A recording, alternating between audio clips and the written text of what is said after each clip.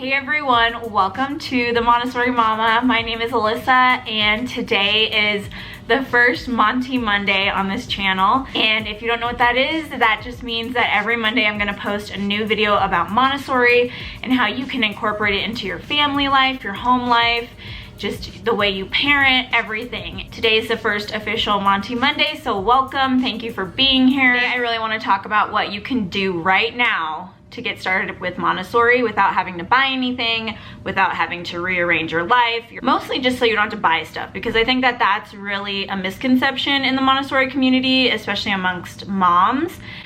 You see a lot of Pinterest photos of like the most perfect playroom, and it's so beautiful and organized and minimalist, and you look at your playroom and you're like, it's really not only overwhelming, but it also gets really intimidating, and a lot of moms are just like, screw it, like Montessori is way too rigid for me and I'm never gonna be able to be like that perfect mom who always has the perfect house for my child.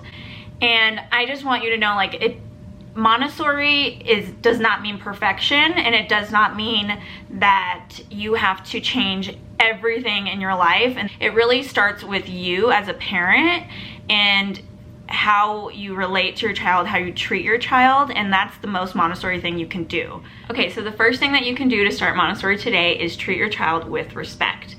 And what that means is treating your child the same way you would treat your boss, your mom, the grocery store clerk. As adults, we kind of have this authoritative energy, like, I'm the adult, you're the child, you have to do what I say, I'm 30 years old and you're only 2, so you don't know anything about life. For example, your child is really hyper today, they're having the time of their lives, they're kind of being extra and wild, and they're driving you crazy. And while telling a story, they're pouring orange juice into a cup, and they're just talking, laughing. The cup overflows, and now there's orange juice everywhere. Instant reaction is, you're being too silly, I need you to calm down, look what happened. You think about it from a different perspective. Let's say your best friend comes over and she's pouring, you know, a glass of orange juice for herself, and she's just going on and on about her relationship and how it's not working and all the drama, and her orange juice overflows and spills. You speak to her the same way you would speak to your child, by saying, you are being so over the top and dramatic that you spilled orange juice everywhere, and now my kitchen's sticky, and you would never treat your friend like that. You know what you would say? You would say, oh, no worries, the paper towels are over there if you don't mind cleaning it up. And that would be it. That would be it. And she would continue telling the story while she cleaned up the orange juice. I think the best way to model it is like, how do you treat people who you don't benefit from, who just pass through your life and you may never see them again? How do you treat those people? Because your child's watching, and your child is going to absorb all of it, and they're gonna mirror that. You want to acknowledge a child when they want attention. When your child is tapping on your leg like, mom, mom, mom, mom, mom, and you're talking to the neighbor, ignoring your child, I'm talking to an adult, I'm talking to an adult. Don't interrupt adults when they're talking. You're less than me, you're less than me. That's what you're really saying. You're less than me, and whatever's wrong with you doesn't matter because I'm talking to another adult. So I'm not saying like every time your child wants you that you have to stop everything you're doing. No, just acknowledge that your child is trying to get your attention. Yes, honey, I see that you need something. Is it an emergency? If it's not an emergency, I need to continue talking. But if it's an emergency, you can tell me. You need to go to the bathroom? Okay, we'll be right back. So it's all about respecting that child and respecting their needs. The next thing is create a yes space. And this one's huge, because I think there's so many things as a child that you're not allowed to do.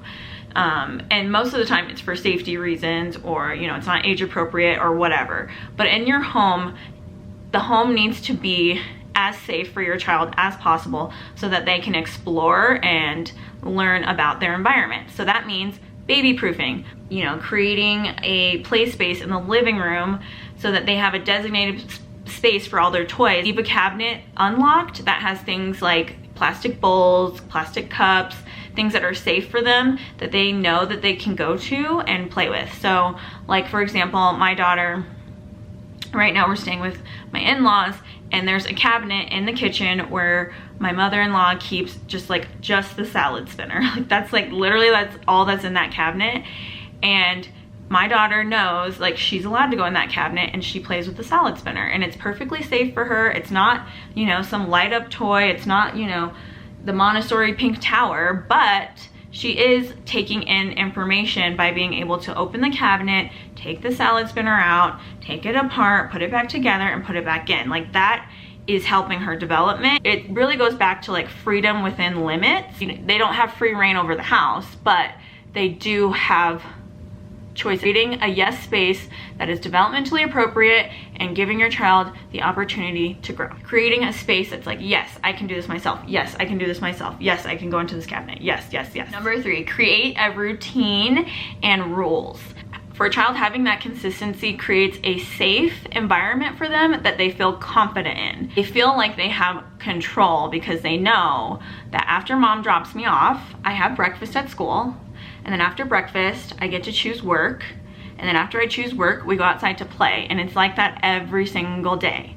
So tomorrow, I'm not gonna be scared to come to school because I know what to expect. So if you can create that at home, it's even better because your kid is always gonna feel confident. They're always gonna feel safe. If they don't feel safe and they don't feel confident, they're gonna cling to you and they're not gonna know what to do with themselves.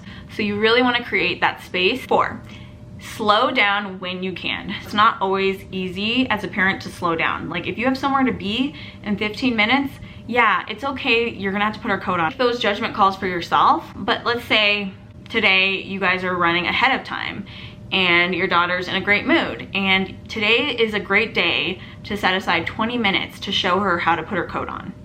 Take those opportunities, but don't feel bad if you can't do it every single time because you have to do what's right for your family. Follow your family and follow what's best for your day, for your structure, and for you as a mother. And I'm sorry.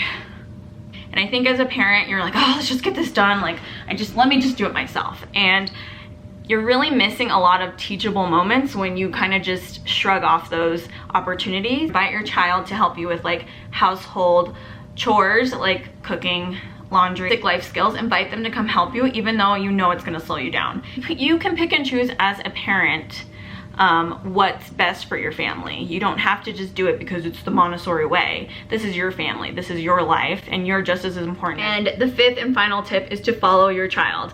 And that's really what Montessori is about. An example of this in the classroom would be, we have a 3-hour work cycle uninterrupted, which means the children can choose their work freely and the teachers will offer one-on-one lessons during that time. And the goal is always to hit a 3-hour mark. That's like super important in Montessori. But I remember when I was working with my lead, Dana, she's an amazing teacher. If you guys are living in the Denver area, she teaches at Montessori School of Wash Park. But I remember one day, it was like 15 minutes until recess and the kids were just not themselves that day. They were running, doing things that like they know they're not supposed to do, you know, interrupting others while they're working, just being silly with the materials. And I remember her just looking at me and saying, you know what, let's just go outside.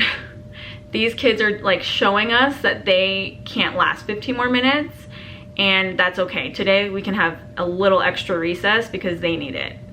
And I just remember thinking like, wow, like it's about the kids. If your child is refusing, you know, to go to dance class, that's different because you've committed to something and you need to finish what you start. But if you choose to not sign up for dance for the next session, that's okay. I will follow you on that.